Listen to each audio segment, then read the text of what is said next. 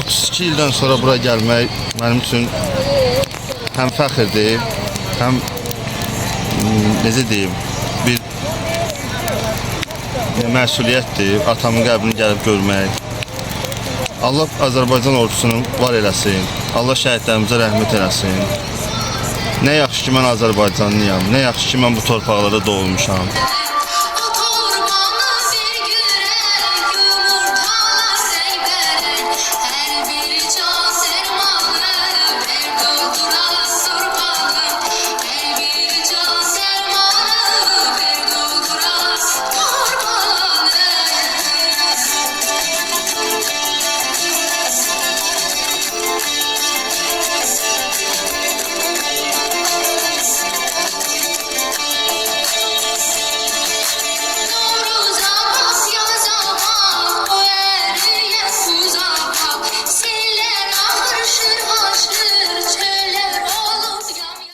Allah şəhidlərimizə rəhmət eləsin, prezidentimizə can sağlığı versin, 100 belə bayramlar keçsin. Heç vaxt xalqımızın üstündən əsir olmasın.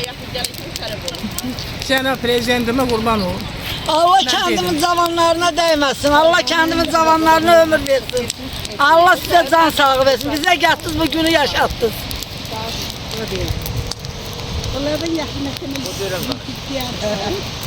Allah şəhidlərimizə rəhmət eləsin, qazilərimizə can sağlığı versin. Allah bu günü bizə yaşadan gözəl prezidentimizin bayramı mübarək olsun, canı sağ olsun.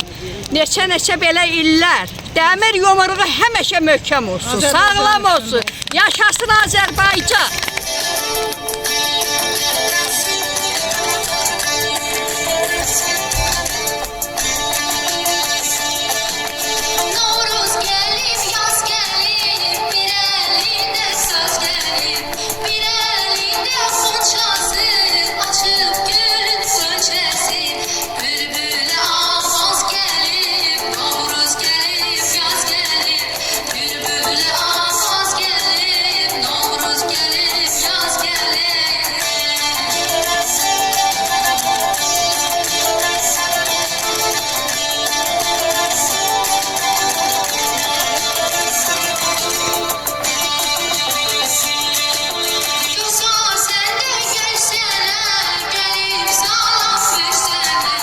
Xeyir olsun. Novruz bayramı münasibətilə bütün Qubadlı xalqını təbrik edirəm. Gözəl kəndimizin cavanlarını, bayramını təbrik edirəm. Allah bütün başda Ali Başkomandan olmaqla bütün hamısını təbrik edirik. Allah şəhidlərimizə rəhmət eləsin, qazilərimizə can sağlığı versin.